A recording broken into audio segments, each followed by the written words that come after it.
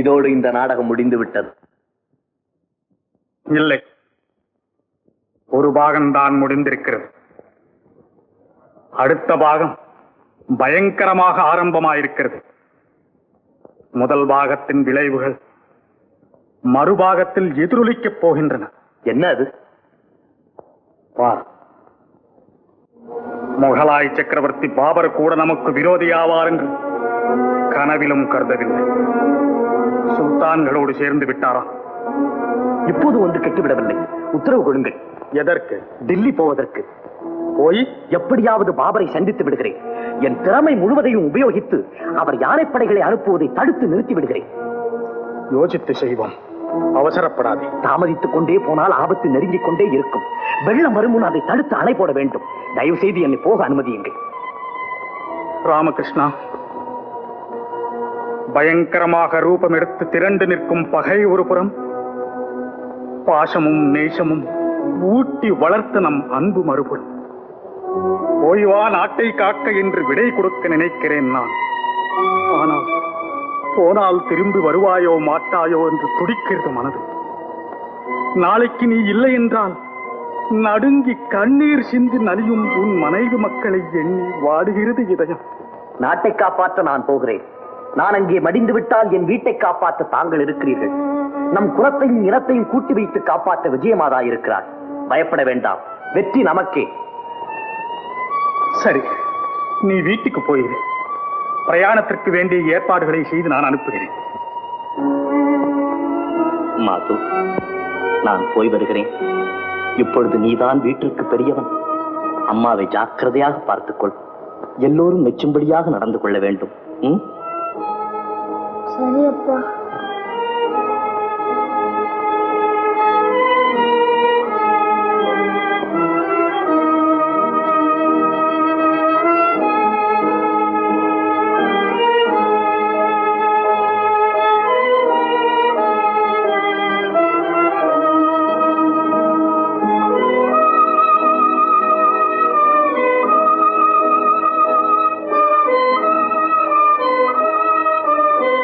போய் வருகிறேன் கமலா. போய் வாருங்கள்.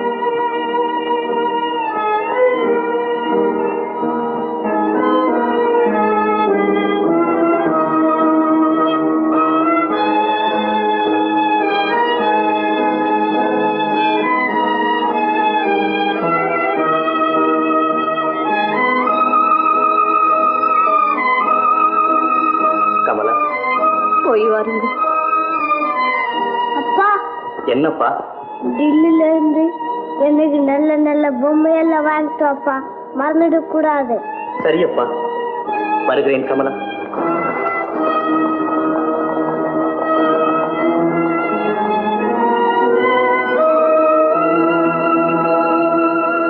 அம்மா, தாயும் பணிக்காக அனுப்பிவிட்டு அவரை பத்திரமாக காப்பாற்ற சீக்கிரம் என்னுடன் சேர்ப்பது உன் பொறுப்பு. இதோ பாருங்க, இது கைது செய்யப்பட்ட சுல்தான்களின் ஒற்றர்களிடமிருந்து கைப்பற்றப்பட்டது. பாபர் எதிரிகளுக்கு யானைப்படை அனுப்ப முடிவு செய்து விட்டதாக இந்த கடிதம் தெளிவாக சொல்லுகிறது. சதி.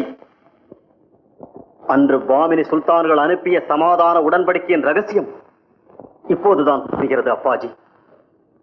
வீணாக காலதாமதம் செய்துவிட்டோம். பாபரின் யானைப்படை வரும் முன் நம் படைகளை அனுப்பி எதிரிகளின் அணியை சிதறடிப்போம்.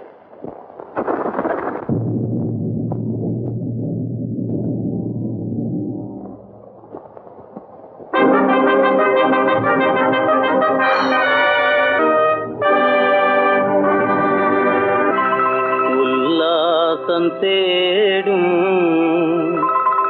எல்லோரும் ஓர் நாள் சொல்லாமல் போவார்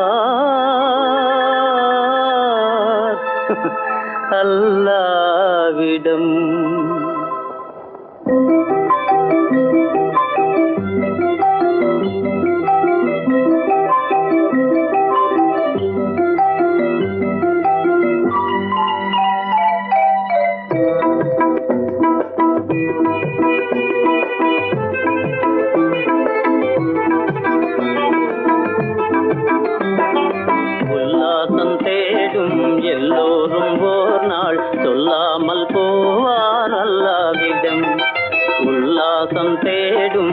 எல்லோரும் ஓர் நாள் சொல்லாமல் போவார் அல்லாவிடம்.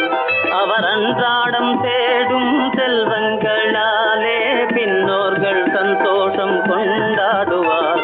அவர் அன்றாடம் தேடும் செல்வங்களாலே பின்னோர்கள் சந்தோஷம் கொண்டாடுவார். உல்லாசம் தேடும் எல்லோரும் ஓர் நாள் சொல்லாமல் போவார் அல்லாவிடம்.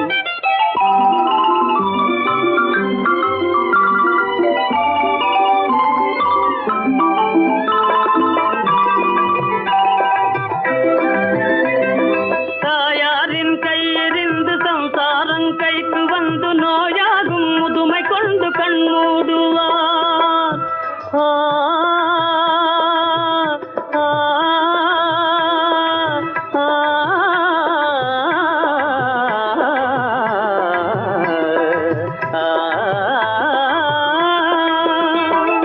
தாயாரின் கையிலிருந்து சம்சாரம் கைக்கு வந்து நோயாகும் முதுமை கொண்டு கண்மூடுவார். அதை ஓர் நாளும் எண்ணாமல் ஆடுவார். ஒன்றோடு மற்றொன்றை நாடுவார். அதை ஓர் நாளும் எண்ணாமல் ஆடுவார். ஒன்றோடு மற்றொன்றை நாடுவார். உல்லாசம் தேடும் எல்லோரும் ஓர் நாள் சொல்லாமல் போவார் அல்லாவிடம்.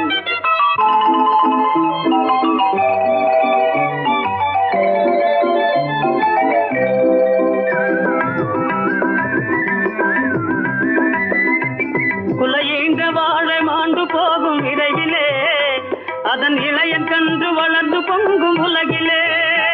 குலையீன்ற வாழை மாண்டு போகும் விரைவிலே அதன் இளையன் கன்று வளர்ந்து பொங்கும் உலகிலே. தினம் தோன்று வாழ்வில் மனிதரெல்லாம் ஒரு முறை இந்த துணையை எண்ணி பார்க்க வேணும் மனதிலே.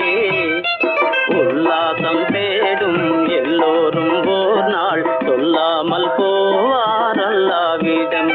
அவர் அன்றாடம் தேடும் செல்வங்களாலே பின்னோர்கள் சந்தோஷம் கொண்டாடுவார்.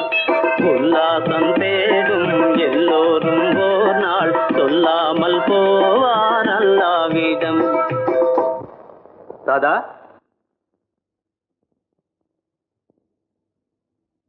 சாயிம் ஷாலம் ஹி பாதுஷா சலாம் சலாம் சலாம்.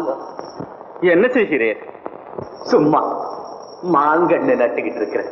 நட்டக்கன்று வளர்வது எப்போது? வளர்ந்து பலன் தருவது எப்போது? அப்படி பலன் தரும் போது நீர் இந்த உலகத்திலேயே இருக்க மாட்டீரே. ஆமா பாதுஷா, இப்படியே நம்ம பெரியவங்க ஒவ்வொருத்தரும் நினைச்சுக்கிட்டு சும்மா இருந்திருந்தா இன்னைக்கு மாமரம்ங்கிற ஜாதியை நாம கண்ணால பார்த்திருக்க முடியுமா? உங்க பெரியவங்க சும்மாவே இருந்திருந்தா இன்னைக்கு நீங்க மயிலாசனத்துல உட்கார்ந்து இருக்க முடியுமா? உண்மை உண்மை, நீர் சொல்வது ரொம்ப சரி. சபாஷ் தாதா.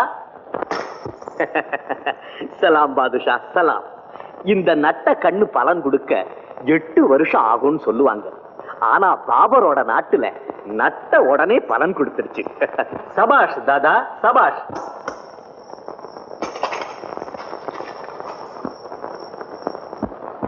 இயற்கையில மாமரம் வருஷத்துக்கு ஒரு தடவை தான் பலன் கொடுக்கும்னு சொல்லுவாங்க.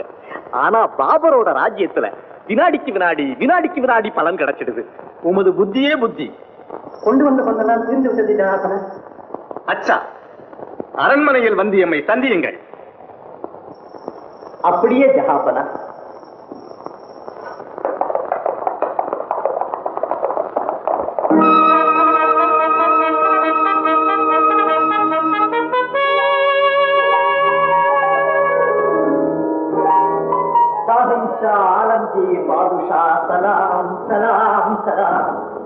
பாரும் தாதா, பாதுஷா நாட்டிலே வினாடிக்கு வினாடி பலன் கிடைக்குது இல்லையா?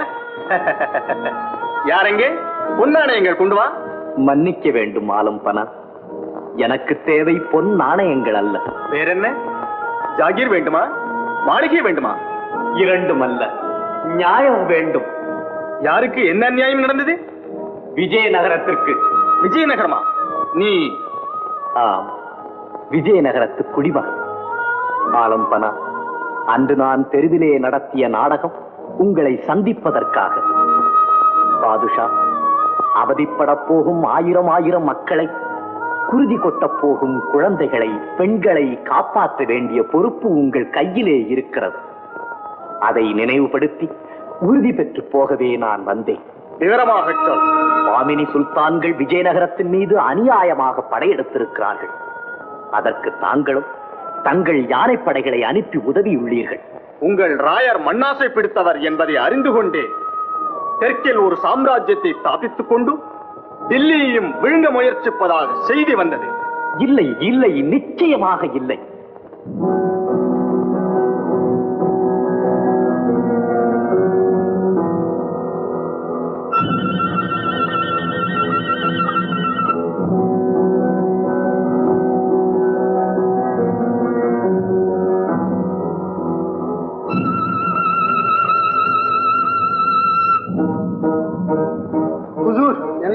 ராயத்தின் படைகளை தானே நடத்தி சண்டை செய்கிறார். யானைப்படைகள் பலமாக மோதுகின்றன. யானைப்படைகள் நமக்கு சீக்கிரமே வந்துவிடும். சூழ்ச்சி இதுவரை எனக்கு தெரியாமல் போய்விட்டது. யாரெங்கே? நமது யானைப்படையை தடுத்து நிறுத்தி திருப்பி கொண்டு வா.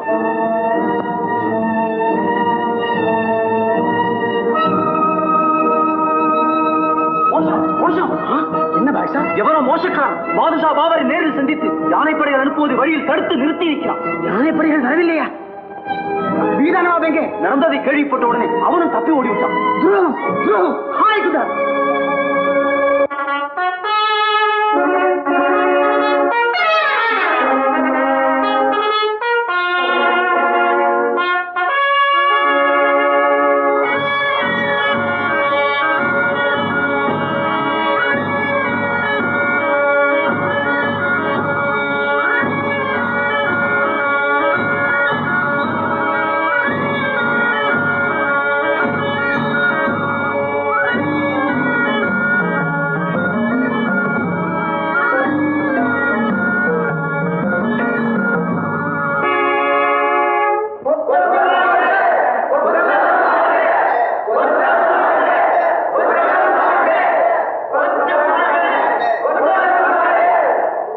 வெற்றி வீரர்களே, விஜயநகர பெருங்குடி மக்களே, சாம்ராஜ்யத்தின் வரலாற்றிலே இன்று ஒரு பொன்னேடு ஆரம்பமாகிறது.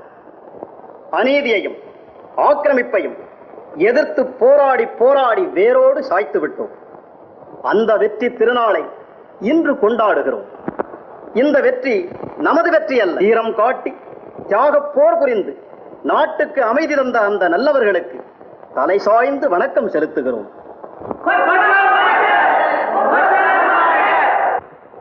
இந்த இன்பமயமான நேரத்தில் நாம் செய்ய வேண்டிய ஒரு பெரும் கடமை இருக்கிறது. அதுதான் கத்தி பலமின்றி தனது புத்தி பலத்தினால் வெற்றி தேடித் தந்த ஒருவருக்கு நமது நன்றியை செலுத்துவது. உங்கள் முன்னிலையில் நானே அந்த நன்றியை தெரிவிக்க விரும்புகிறேன்.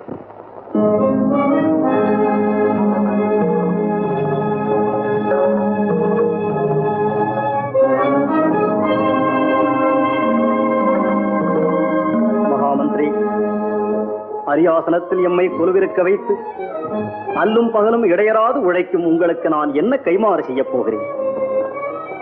குருதேவர் வித்யாரண்ய சுவாமிகளால் நிர்மாணிக்கப்பட்ட இந்த விஜயநகர சாம்ராஜ்யம் உங்கள் அறிவுத்திறத்தினால் தான் இந்த உன்னத நிலைமையை அடைந்துள்ளது.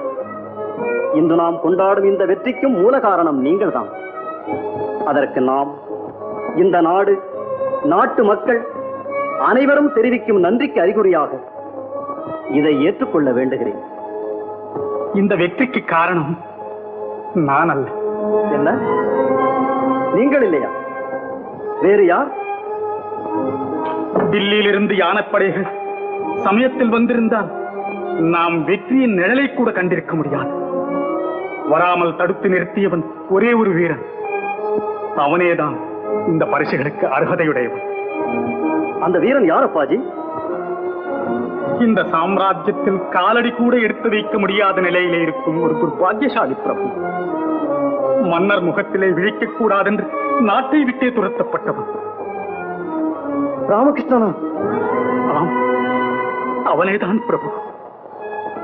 நாடு காக்க நினைத்த அந்த நல்லவன் மாலை சூடிய மணியாளை விட்டு மழலை பயிலும் குழந்தையை விட்டு மரணமே நேரலாம் என்று தெரிந்திருந்தும் வடதிசைக்கு சென்று பாபரை கண்டு யானப்படியை தடுத்து நிறுத்தி சாம்ராஜ்யத்திற்கு வெற்றி தேடி தந்தவன் அவனேதான் பிரபு.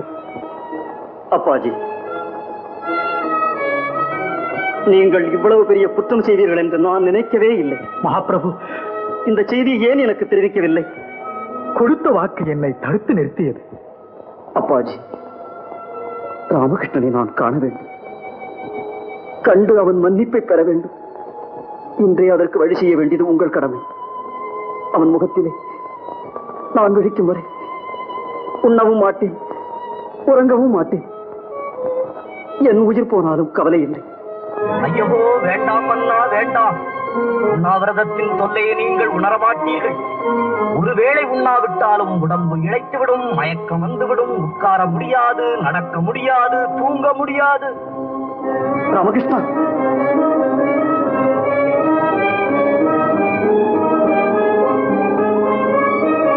ராமகிருஷ்ணா, ராமகிருஷ்ணா, ராமகிருஷ்ணா, வந்துவிட்டாயா? வந்துவிட்டாயா ராமகிருஷ்ணா? மறுபடியும் உன்னை சந்திக்கும் பாக்கியம் எனக்கு கிடைத்து விட்டதா? வேண்டாம் அண்ணா, வேண்டாம். பானையோடு என் தலையும் கடந்துவிடும். மரண தண்டனை இன்னும் ரத்து செய்யப்படவில்லை. இது என்ன வேஷம் ராமகிருஷ்ணா? என்ன செய்வது மகாபிரபு? எனக்கு இந்த வெற்றி விழாவை காண வேண்டும் என்ற ஆசை கொள்ளையோ கொள்ளை. அதற்கு என் மனைவி விட்டால் தானே. நான் வீட்டில் இருந்து புறப்படும் போதே என் மனைவி என்னை தடுத்து, இந்தாருங்கள், உங்கள் உயிரில் எனக்கும் சரி பங்கு உண்டு, ஆகையால் நீங்கள் போக வேண்டாம், போக வேண்டாம், இப்போது ராயர் உங்களை பார்த்தால் உங்களது தலை போய்விடும் என்று பயமுறுத்தினார். இந்த இக்கட்டான சந்தர்ப்பத்தில் வெற்றி விழாவையும் காண வேண்டும், என் தலையும் தப்ப வேண்டும். அதற்காக இந்த பாறையை தலை மீது மாட்டிக்கொண்டு வந்தேன் பிரபு. ராமகிருஷ்ணா, நான் உனக்கு செய்த கொடுமைகளை மறந்துவிடு. உன் தியாகத்தை விஜயநகர சமுதாயத்தின் எந்த தலைமுறையும் மறவார். மன்னர் மாறலாம், மண்டலங்கள் வேறுபடலாம், ஆனால் தென்னவன் நாட்டுக்கு நீ செய்த சேவை கல்லின் மேலிட்ட எழுத்து போல் காலகாலங்களுக்கு ஒளி வீசும். நீ விகடகவி மட்டுமல்ல, புரட்சி கவி, சாம்ராஜ்ய வரலாற்றிலே சாகாத இடம்பெற்ற வீரக்கவி. மனம் கனிகிறது மன்னா, மகிழ்வு மேலிடுகிறது இந்நாள். இன்று நீதி, நேர்மை, கடமை, கண்ணியம், கட்டுப்பாடு என்ற 5 மணிகளும் தென்னவரின் கோட்டை வாயிலிலே ஒலிக்கின்றன. இடைவிடாமல் ஒலிக்கின்றன. 8 திசையும் கேட்கும்படி ஒலிக்கின்றன. ராமகிருஷ்ணா, விஜயநகர கவியரங்கிலே நீ ஒரு தனி இடம் பெற்றுவிட்டாய். உன் சேர்க்கையால் அது மங்காத புகழும் பெருமையும் அடைகிறது.